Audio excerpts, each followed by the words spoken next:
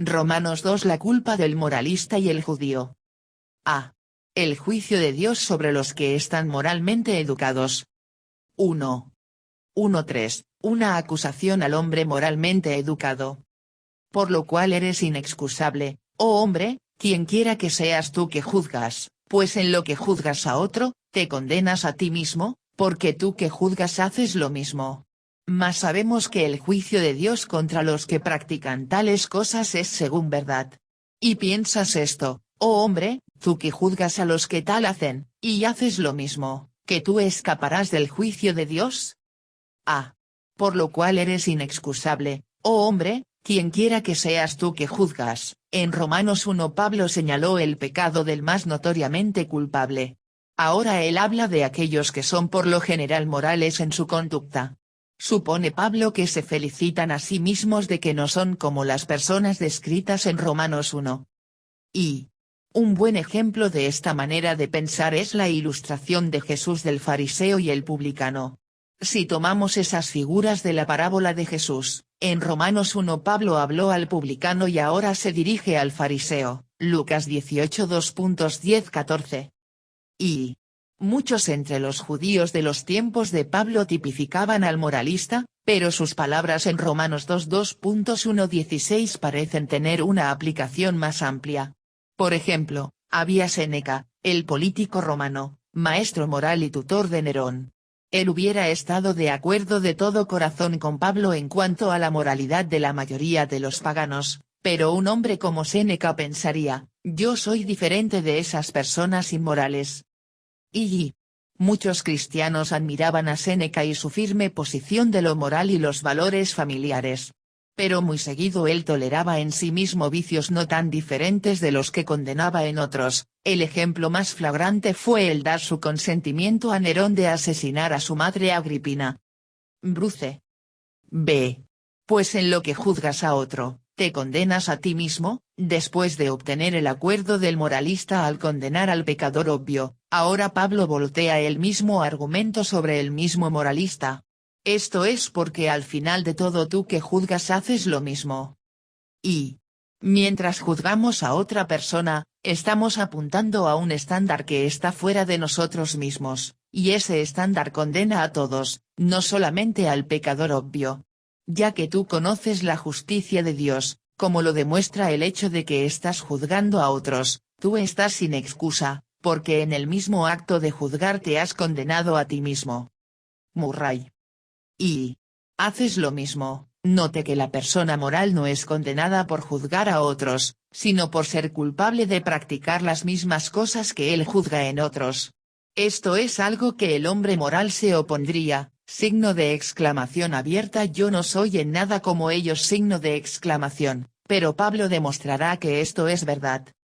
Y West, citando a Denney en porque tú que juzgas haces lo mismo, no, tú haces las mismas acciones, pero tu conducta es la misma. Por ejemplo, tú has pecado contra la luz. El pecado de los judíos era el mismo, pero sus pecados no lo fueron. C. Según verdad, esto tiene la idea de según los hechos del caso. Dios juzgará, y condenará, a la persona moral sobre la base de los hechos. D. El punto es hecho claro, si la persona moral es tan culpable como el pecador obvio, ¿cómo escaparás del juicio de Dios? Y signo de interrogación abierta. ¿Tú escaparás del juicio de Dios? Pablo está dejando saber a su lector que él no es una excepción a este principio. Pablo sabía cómo llegar al corazón de sus lectores. Nuestras exhortaciones deben ser como flechas listas para pegar en los corazones de los hombres, y no herir solamente, como otras flechas. Trapp. Y Lenski acerca del moralista. El objetivo de Pablo es más grande que el de solamente convencerlos de su injusticia. Él le roba, y absolutamente debe robarles, su moralismo y su moralización porque ellos creen que esto es la forma de escapar de la ira de Dios. 2. 4-5. El juicio de Dios es anunciado contra el moralista. ¿O menosprecias las riquezas de su benignidad, paciencia y longanimidad, ignorando que su benignidad te guía al arrepentimiento? Pero por tu dureza y por tu corazón no arrepentido, Atesoras para ti mismo ira para el día de la ira y de la revelación del justo juicio de Dios. A. O menosprecias las riquezas de su benignidad, paciencia y longanimidad. Pablo señala que el mismo moralista asume la benignidad, paciencia y longanimidad de Dios, las cuales deberían llevar al moralista a un humilde arrepentimiento en lugar de una actitud de superioridad. Y benignidad podría ser considerada la bondad de Dios con nosotros en cuanto a nuestros pecados pasados. Él ha sido bueno con nosotros porque aún no nos ha juzgado, aunque lo merecemos. Y paciencia podría ser considerada la bondad de Dios con nosotros en cuanto a nuestros pecados presentes. En este mismo día así es, esta misma hora nos hemos quedado cortos de su gloria, pero Él retiene su juicio contra nosotros. Y longanimidad podría ser considerada la bondad de Dios con nosotros en cuanto a nuestros pecados futuros. Él sabe que pecaremos mañana y al día siguiente, pero retiene su juicio contra nosotros. Y considerando todo esto, no es sorpresa que Pablo describe estos tres aspectos de la bondad de Dios con nosotros como riquezas. Las riquezas de la misericordia de Dios pueden medirse por 4 consideraciones. Punto centrado su grandeza. El hacer mal a un gran hombre es un gran mal y Dios es el más grande de todos, pero Él muestra misericordia. Punto centrado su omnisciencia. Si alguien conociera todos nuestros pecados, ¿mostrarían misericordia? Pero Dios muestra misericordia. Punto centrado su poder. Algunas veces los males no son arreglados debido a que están fuera de nuestro poder, pero Dios es capaz de resolver todos los males en contra de Él. Sin embargo, Él es rico en misericordia. Punto centrado el objeto de su misericordia, un simple hombre. ¿Mostraríamos misericordia a una hormiga? Sin embargo, Dios es rico en misericordia.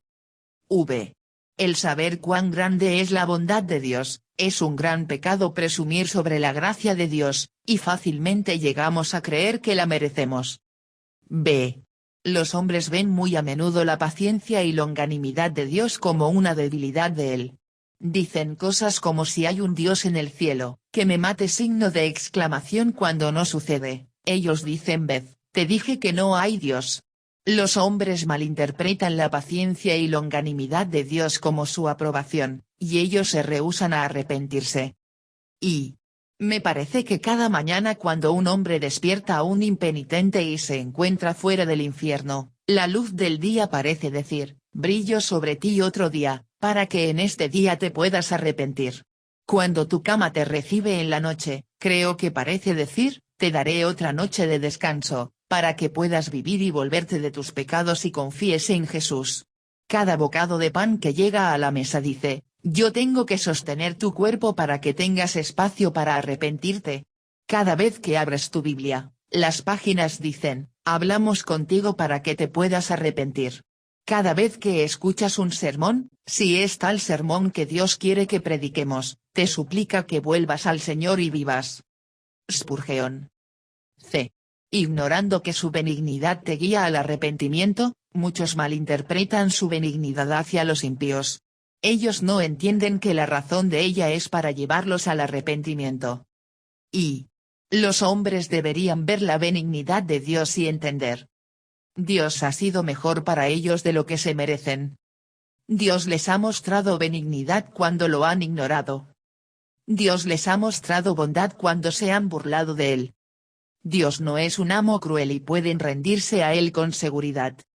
Dios está perfectamente dispuesto a perdonarlos.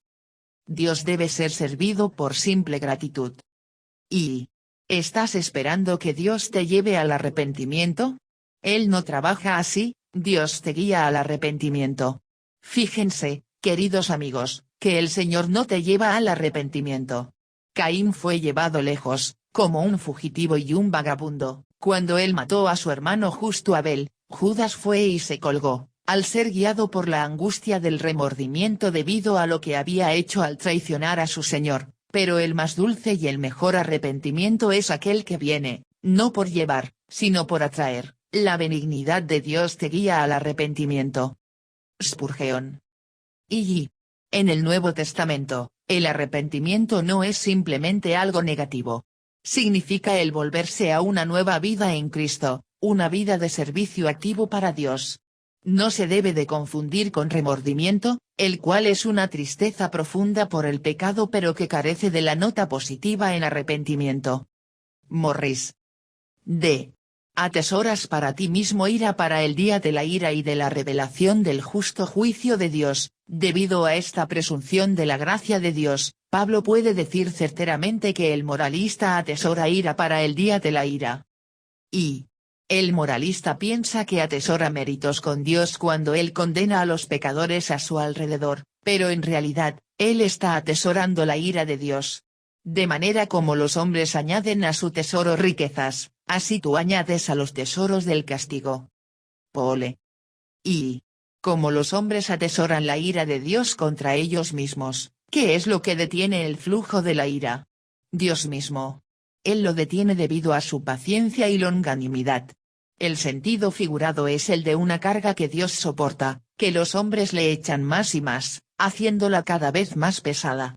La maravilla de todo esto es que Dios la carga incluso por un día, sin embargo, Él soporta todo su peso y no la deja caer sobre la cabeza del pecador. Lenski. El día de la ira y de la revelación del justo juicio de Dios, en la primera venida de Jesús, el carácter amoroso de Dios fue revelado con gran énfasis. En la segunda venida de Jesús, el justo juicio de Dios se revelará más claramente. 3.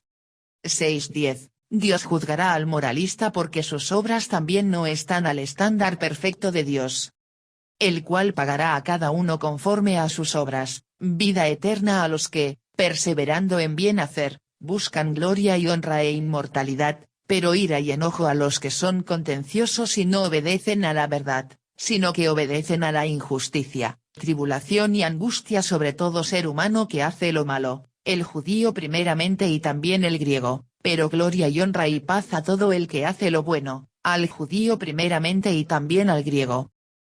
El cual pagará a cada uno conforme a sus obras. Este es un pensamiento asombroso y temeroso, y condena al moralista al igual que al pecador obvio. B. Vida eterna a los que, si hubiera uno que realmente hiciera el bien en todo momento, podría ganarse la vida eterna por su propia cuenta, pero no hay ninguno, porque todos, de alguna u otra manera han sido o van a ser contenciosos y no obedecen a la verdad, sino que obedecen a la injusticia. C. Tribulación y angustia sobre todo ser humano que hace lo malo, debido a que todos quedan cortos de este estándar de la bondad constante de Dios, la ira de Dios vendrá sobre todo aquel que hace el mal, sin importar si son judíos o gentiles. Y este juicio viene al judío primeramente. Si ellos son los primeros en la fila para el Evangelio, Romanos 1:16, y los primeros en fila para la recompensa, Romanos 2:10, entonces ellos también son los primeros en la fila para el juicio. Y la palabra tribulación viene de la idea de hervir, así teniendo el significado de un arranque apasionado. La palabra angustia viene de la idea de una inflamación que eventualmente revienta, y se aplica más al enojo que precede de la naturaleza fija de uno. B. El juicio de Dios sobre los judíos. 1. 11:13, el principio de imparcialidad de Dios. Porque no hay acepción de personas para con Dios. Porque todos los que sin ley han pecado, sin ley también perecerán, y todos los que bajo la ley han pecado, por la ley serán juzgados, porque no son los oidores de la ley los justos ante Dios, sino los hacedores de la ley serán justificados. Porque no hay acepción de personas para con Dios. La palabra acepción, parcialidad, viene de dos antiguas palabras griegas juntas, recibir y enfrentar. Significa el juzgar las cosas en el fundamento de nociones externas o preconcebidas. Y algunos antiguos rabinos enseñaban que Dios mostraba parcialidad hacia los judíos. Ellos decían, Dios juzgará a los gentiles con una medida y a los judíos con otra. B.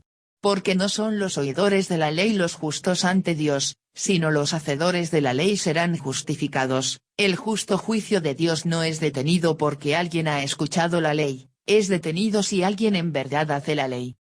Y El judío o la persona religiosa puede pensar que él es salvo porque él tiene la ley, pero ¿la ha guardado? El gentil puede pensar que él es salvo debido a que él no tiene la ley, pero ¿ha guardado lo que le dicta su propia conciencia? Y las personas serán condenadas, no porque han tenido la ley o no han tenido la ley, pero debido a que han pecado. Morris. C. Porque todos los que sin ley han pecado, sin ley también perecerán. El juicio por el pecado puede venir con o sin la ley. 2. 14:16. La posesión de la ley no es una ventaja para el judío en el día del juicio. Porque cuando los gentiles que no tienen ley, hacen por naturaleza lo que es de la ley, estos, aunque no tengan ley, son ley para sí mismos, mostrando la obra de la ley escrita en sus corazones, dando testimonio su conciencia, y acusándoles o defendiéndoles sus razonamientos, en el día en que Dios juzgará por Jesucristo los secretos de los hombres, conforme a mi evangelio. A. Aunque no tengan ley, son ley para sí mismos. Pablo explica por qué un gentil puede ser condenado sin la ley. Su conciencia, el cual es la obra de la ley escrita en sus corazones, es suficiente para condenarlos, o, en teoría, esta ley en su corazón es suficiente para justificarles. Y, escrita en sus corazones, muchos autores paganos de los días de Pablo se referían a la ley no escrita dentro del hombre. Pensaban que era algo que señalaba al hombre hacia el camino correcto.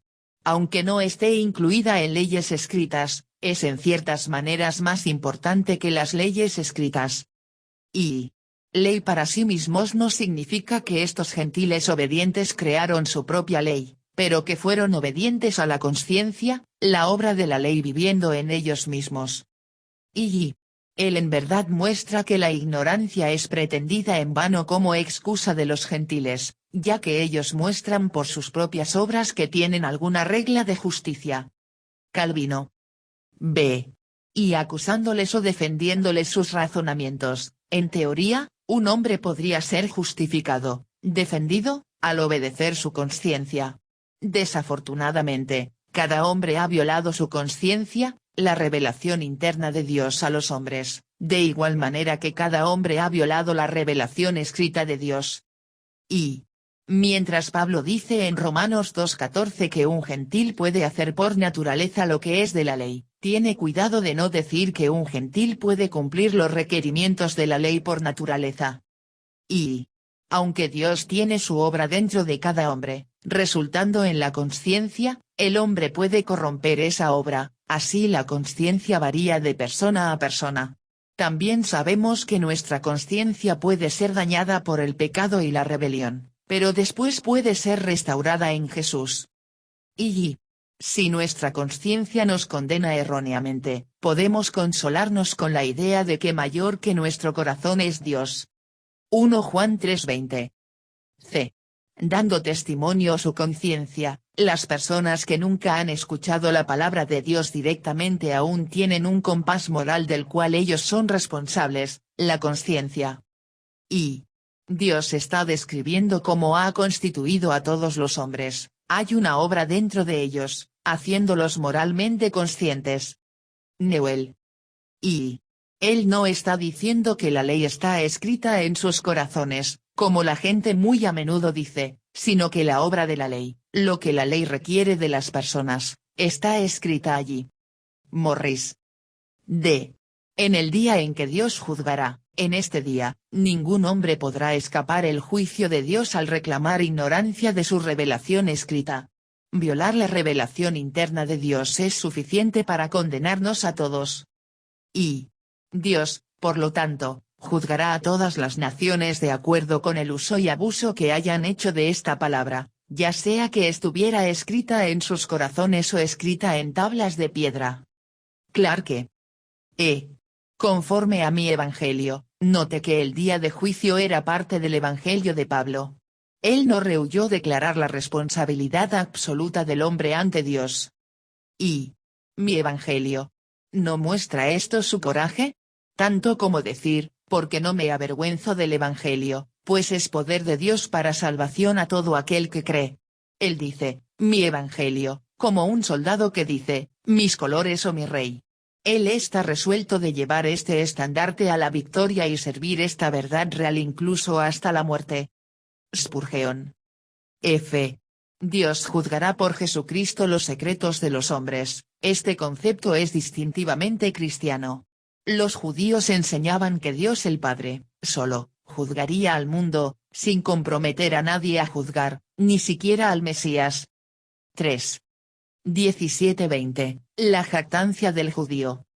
He aquí, tú tienes el sobrenombre de judío, y te apoyas en la ley, y te glorías en Dios, y conoces su voluntad, e instruido por la ley apruebas lo mejor, y confías en que eres guía de los ciegos, luz de los que están en tinieblas, instructor de los indoctos, maestro de niños, que tienes en la ley la forma de la ciencia y de la verdad.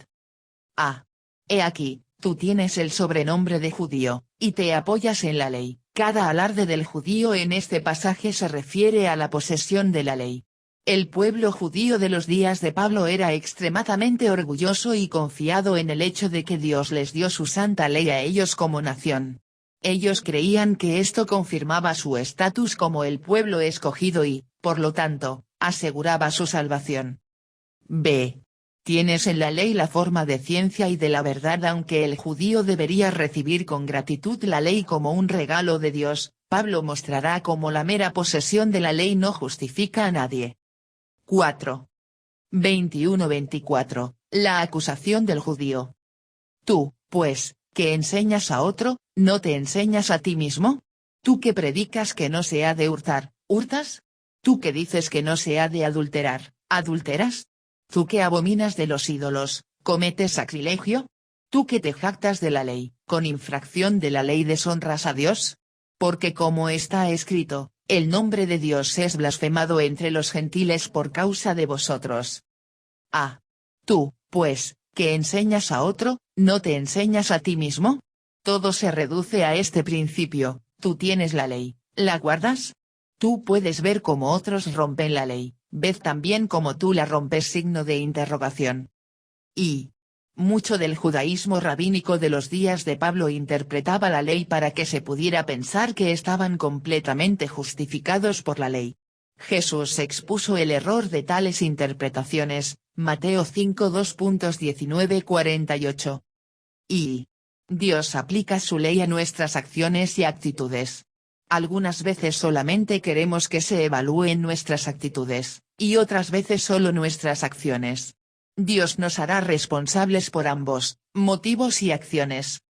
Y los hipócritas pueden hablar de la religión, como si sus lenguas corrieran sobre patrones, son maestros decentes, pero pecadores horribles, como lo era ese cardenal carnal Cremensis, el legado del Papa, enviado en 1114 d.C., para interceptar los matrimonios de los sacerdotes, y al ser tomado en el acto con una prostituta común, lo excusó diciendo que él no era sacerdote, sino un corregidor de ellos. Trap. B. Tú que abominas de los ídolos, ¿cometes sacrilegio? Morris habla de la idea de robar templos. Claramente, algunas personas sabían que el judío podría bien hacer ganancias de las prácticas deshonestas conectadas con la idolatría, y Pablo pudo haber tenido esto en mente. C. El nombre de Dios es blasfemado entre los gentiles por causa de vosotros. Pablo le recuerda al judío que Dios había dicho en el Antiguo Testamento que el fracaso del judío de obedecer la ley causa que los gentiles blasfemen contra Dios. 5. 25-29. La irrelevancia de la circuncisión. Pues en verdad la circuncisión aprovecha, si guardas la ley, pero si eres transgresor de la ley, tu circuncisión viene a ser incircuncisión.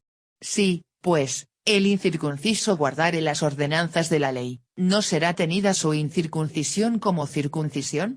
Y el que físicamente es incircunciso, pero guarda perfectamente la ley, te condenará a ti, que con la letra de la ley y con la circuncisión eres transgresor de la ley. Pues no es judío el que lo es exteriormente, ni es la circuncisión la que se hace exteriormente en la carne, sino que es judío el que lo es en lo interior, y la circuncisión es la del corazón, en espíritu, no en letra, la alabanza del cual no viene de los hombres, sino de Dios.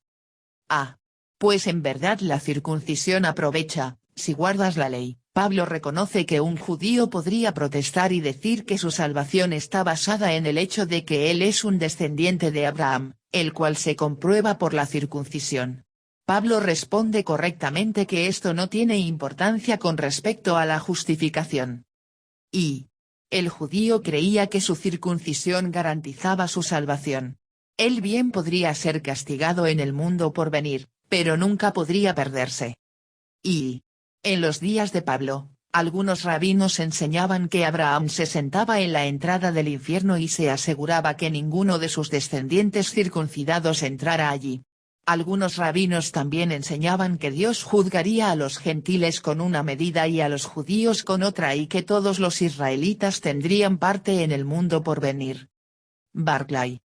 Y la circuncisión, o bautismo, o cualquier otro ritual en sí mismo, no salva a nadie. En el mundo antiguo, los egipcios también circuncidaban a sus hijos, pero esto no les hacía seguidores del Dios verdadero. Aún en los días de Abraham, Ismael, el hijo de la carne, fue circuncidado, pero no le hizo en un hijo del pacto. Y la circuncisión y el bautismo hacen casi lo mismo que hace una etiqueta en una lata. Si la etiqueta externa no corresponde con lo que hay dentro, algo está mal. Si hay zanahorias dentro de la lata, tú puedes poner una etiqueta que diga frijoles, pero esto no cambiará lo que hay dentro de la lata. El nacer de nuevo cambia lo que hay dentro de la lata, y luego puedes poner la etiqueta apropiada en el exterior. Por supuesto, esto no es un nuevo pensamiento. La ley de Moisés misma enseña este principio: circuncidad, pues, el prepucio de vuestro corazón, y no endurezcáis más vuestra cerviz. Deuteronomio 10:16. Sí, pues, el incircunciso guardare las ordenanzas de la ley. Si un gentil guardara las ordenanzas de la ley a través de su conciencia, como lo muestra Romanos 2:15, ¿no sería él justificado en lugar del judío circuncidado que no guarda la ley? El punto es enfatizado: el tener la ley o el tener una ceremonia no es suficiente. Dios requiere justicia. Y Morris, citando a Manson, si ellos son leales al bien que conocen, serán aceptable para Dios, pero hay un gran sí. Y el que físicamente es incircunciso, pero guarda perfectamente la ley, te condenará a ti, que con la letra de la ley y con la circuncisión eres transgresor de la ley. Esta es la respuesta de Dios a aquel que dice, signo de interrogación abierta: ¿qué hay del pigmeo en África que nunca ha escuchado el evangelio? Signo de interrogación. Dios juzgará a ese pigmeo por lo que ha escuchado y por cómo lo ha vivido. Por supuesto, esto significa que el pigmeo será culpable delante de Dios, porque nadie ha vivido perfectamente por su conciencia, o ha respondido perfectamente a lo que podemos saber de Dios a través de la creación. Y el problema del nativo inocente es que no podemos encontrar un nativo inocente en ninguna parte. Y signo de interrogación abierta: ¿qué hay del pigmeo en África que nunca ha escuchado el evangelio? Signo de interrogación es una buena pregunta, pero hay dos preguntas mucho más importantes. Punto centrado: ¿qué hay de ti que escuchas el evangelio, pero lo rechazas? ¿Qué excusa hay para ti? Punto centrado: ¿qué hay de ti, al cual se te ordena llevar el evangelio a ese pigmeo en África? Mateo 28:2.19, pero te rehusas a hacerlo. La alabanza del cual no viene de los hombres, sino de Dios. Todos los signos externos de la religión pueden ganarnos alabanzas de los hombres, pero no nos ganarán alabanzas de Dios. La evidencia de nuestra rectitud con Dios no está contenida en signos u obras externas, y no está asegurada por nuestro parentesco. La evidencia se encuentra en la obra de Dios en nuestro corazón, la cual se muestra en el fruto. William Newell resume Romanos 2 con 7 grandes principios del juicio de Dios que son dignos de notar. El juicio de Dios es según verdad, Romanos 2:2.2. El juicio de Dios es de acuerdo con la culpa acumulada, Romanos 2:2.5. El juicio de Dios es de acuerdo con las obras, Romanos 2:2.6. El juicio de Dios es sin acepción, Romanos 2:11. El juicio de Dios es de acuerdo con los hechos, no al conocimiento, Romanos 2:13. El juicio de Dios alcanza los secretos del corazón, Romanos 2:16. El juicio de Dios es de acuerdo con la realidad, no con la profesión religiosa, Romanos 2:17 y 29.